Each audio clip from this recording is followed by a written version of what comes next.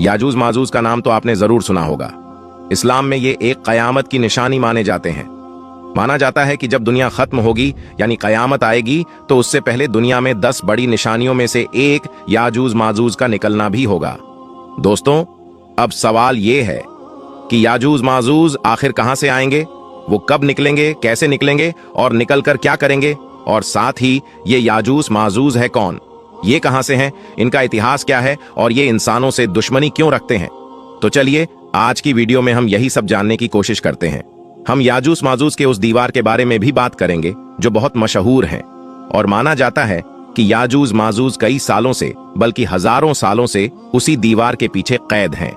हम बताएंगे कि आज के जमाने में वो दीवार किस देश में है और जब दुनिया के एक्सपर्ट्स उस दीवार को ढूंढकर वहां पहुंचने में सफल हुए तो उन्होंने वहां जाकर ऐसा क्या देखा जो उन्हें हैरान कर दिया। तो दोस्तों, हमें आज के इतिहास को समझने से पहले हजरत जुल्करनैन के बारे में जानना होगा। अब सवाल यह है कि हजरत जुल्करनैन कौन थे। तो दोस्तों, जब आखिरी पैगंबर हजरत मोहम्मद सल्लल्लाहु अलैहि वसल्लम ने अपने नबी होने का ऐलान किया तो उस वक्त कुछ बड़े यहूदी आलिम उनके पास आए और 3 सवाल पूछे। उन्होंने कहा कि अगर आप इन सवालों के जवाब दे देंगे तो हम मान लेंगे कि आप सच में अल्लाह की नबी हैं, क्योंकि ये सवाल सिर्फ नबी ही जान सकता है। इन सवालों में से एक सवाल हजरत जुल्करनैन के बारे में था। उन्होंने पूछा कि वो इंसान कौन था जिसने दुनिया के 3 कोनों का सफर किया। इसके बाद कुरान में हजरत जुल्करनैन के बारे में पूरी जानकारी दी गई और बताया गया कि उन्होंने दुनिया के 3 अलग अलग कोनों का सफर किया था। दरअसल दोस्तों, जुल्करनैन हमारे दुनिया के एक ऐसे बादशाह थे जो लगभग 2500 साल पहले पैदा हुए थे, यानी करीब 580 ईसा पूर्व। इस हिसाब से ये हजरत ईसा अलैहिस्सलाम से भी लगभग 500 से 600 साल पहले गुजरे थे। जहां तक उनकी सल्तनत वक्त की सुपर पावर थी और उसका बादशाह बख्ते नसर बहुत ही जालिम इंसान था। उसने यरूशलेम शहर पर हमला किया और वहां जमकर लूटमार की। हजारों यहूदियों ने पूरी तरह से तबाह कर दिया था और यही सारे रीजंस हैं जिनकी वजह से हजरत जुल्करनैन को यहूदी कौम से न होने के बावजूद भी आज तक यहूदी कौम में एक हीरो के तौर पर याद किया जाता है और उनका नाम बड़े ही इज्जत और एहतराम के साथ लिया जाता है। इसी वजह से उस जमाने के बड़े यहूदी आलिमों ने हजरत मोहम्मद सल्लल्लाहु अलैहि वसल्लम से हजरत जुल्करनैन के बारे में सवाल भी किया, क्योंकि उन्हें पता था कि उस जमाने में हजरत जुल्करनैन के बारे में आम लोगों को कोई जानकारी नहीं थी। सिर्फ खुदा और कुछ बड़े यहूदी आलिमों को ही इस बारे में जानकारी थी। दोस्तों, अब यह जानना जरूरी है कि हजरत जुल्करनैन की तीनों सफर के दौरान याजूज माजूज से मुलाकात कब और कैसी हुई थी। तो कुरान में बताया गया है, फौज ने मिलकर दीवार बनाना शुरू की। ये दीवार लोहे और तांबे को पिघलाकर बनाई गई थी और ये इतनी मजबूत थी कि कभी भी टूट नहीं सकती थी। तब से लेकर आज तक याजूज माजूज उसी दीवार के पीछे कैद हैं और तब तक रहेंगे जब तक ये दीवार नहीं टूटती। हर दिन याजूज माजूज उस दीवार की बुनियादों को खोदने की कोशिश करते हैं। शाम को जब वो वापस जाते हैं तो सोचते हैं कि सुबह बाकी काम करेंगे, लेकिन वो इंशा अल्लाह कहना भूल जाते हैं। अगले दिन दीवार उसी हालत में होती है जिस हालत में उन्होंने छोड़ा था, यानी मजबूत और सलामत। मगर कयामत से पहले एक दिन ऐसा आएगा जब वो शाम को वापस आते वक्त इंशा अल्लाह कहेंगे और इस इंशा अल्लाह की बरकत से जब वो अगले दिन आएंगे तो दीवार उतनी ही खोदी हुई मिलेंगे जितनी उन कहते हैं कि वक्त गुजरने के बाद याजूज माजूज की कौम में एक बादशाह पैदा हुआ जिसका नाम खजर था। उसने ना सिर्फ खुद यहूदी मजहब को कबूल किया बल्कि अपने कौम यानी याजूज माजूज को भी यहूदी बना दिया। आजकल जो भी दुनिया में यहूदी है वो दरअसल याजूज माजूज के नस्ल से हैं। इस दावे के सबूत के तौर पर ये लोग कहते हैं कि यहूदी एक ऐसा मजहब है जो किसी नए आदमी के लिए कबूल करना मुश्किल है, क्योंकि यहूदी दरअसल एक नस्ल है जो नबियों से जुड़ती है। ऐतिहासिक तौर पर यहूदी गंदूमी रंग के होते थे, मगर आजकल के यहूदी अमूमन सफेद चमकदार होते हैं जो आमतौर पर तुर्क नस्ल के लगते हैं।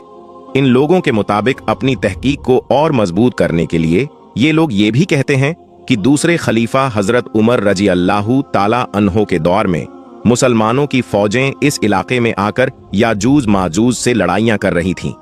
इस बात को साबित करने के लिए कि मुस्लिम फौजों ने याजूज माजूज के साथ जंगें की थी, ये लोग सहाबा इकराम की कब्रों की मिसाल देते हैं। जो आज भी आर्मेनिया और अजरबैजान के इलाके में मौजूद हैं। ये चीज हमें बहुत हैरानकुन लगती है, लेकिन दोस्तों अगर हम इस तहकीक को सही मान भी लें और ये एक्सेप्ट कर लें कि आज के यहूदी दरअसल याजूज माजूज के नस्ल से हैं, तो सवाल ये है कि ये लोग कयामत से पहले पूरी दुनिया पर हमला कैसे करेंगे? क्योंकि हम आमतौर पर यही सुनते और पढ़ते हैं कि याजूज माजूज कयामत से पहले निकलेंगे और पूरी दुनिया पर हमला करेंगे। तो दोस्तों इन सब सवालों के जवाब में स्कॉलर्स कहते हैं कि यहाँ हमला करने का मतलब सिर्फ जंगी हमले करना नहीं है। मतलब ये है कि याजूज माजूज पूरी दुनिया पर अपना कंट्रोल कायम करेंगे। आज के दौर में आप देखें, मीडिया, सियासत या कारोबार में हर जगह यहूदी सबसे ज्यादा ताकतवर और कंट्रोल करने वाले हैं। वे दुनिया को अपनी मर्जी के मुताबिक चलाते हैं, इसलिए उन्हें पूरी दुनिया पर गालिब और हमला करने वाला समझा जा सकता है। लेकिन याद रखें, तहकीक ही होती है या किसी की मेहनत और जाती राय होती है, और तहकीक को ही आखिरी हकीकत नहीं माना जाता। यही वजह है कि डॉक्टर मौलाना अबुल कलाम आजाद और दूसरे बहुत से माहिरीन की मेहनत के बावजूद उनकी तहकीक को ज्यादातर मुसलमान कबूल नहीं करते। इसकी वजह है आबादी का फर्क। कयामत से पहले निकलने वाले याजूज माजूज की तादाद बहुत ज्यादा होगी, लेकिन अगर यहूदियों को याजूज माजूज की नस्ल माना जाए तो यहूदियों की तादाद दुनिया की कुल आबादी का 1% भी नहीं है। इसके अलावा अगर ये मान भी लिया जाए कि याजूज माजूज की नस्ल यहूदी हैं और वो आजाद हैं, तो फिर उस हदीस का क्या मतलब रह जाएगा कि जिसमें बताया गया है कि याजूज माजूज हर दिन अपनी दीवार को तोड़ने की कोशिश करते हैं। इसके अलावा याजूज माजूज की दीवार से रिलेटेड आर्मेनिया और अजरबैजान के इलाके की जो लोकेशन ये लोग बताते हैं, वो दरअसल 2 पहाड़ों के बीच में होने वाली बात को भी जस्टिफाई नहीं करती है। यानी वो किले की लोकेशन 2 पहाड़ों के बीच में नहीं है, और जाहिर है वो दीवार 2 पहाड़ों के बीच में ही बनाई गई थी। अब अगर हम याजूज माजूज की दीवार के बारे में दूसरी थ्योरी की बात करें, तो कुछ लोग कहते हैं कि उन्होंने वो दीवार तलाश कर ली है और जाकर अपनी आंखों से देख भी ली है। ये लोग सबसे पहले कुरान, हदीस और इतिहास की किताबों में जो भी जानकारी थी उन सबको इकट्ठा करते हैं।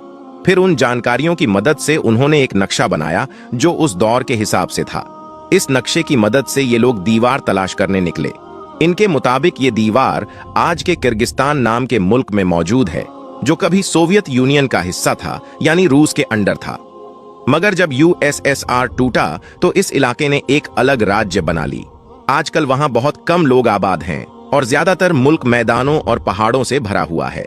रिसर्च टीम के कुछ लोग मिस्र के थे और ज्यादातर का ताल्लुक सेंट्रल एशिया से था।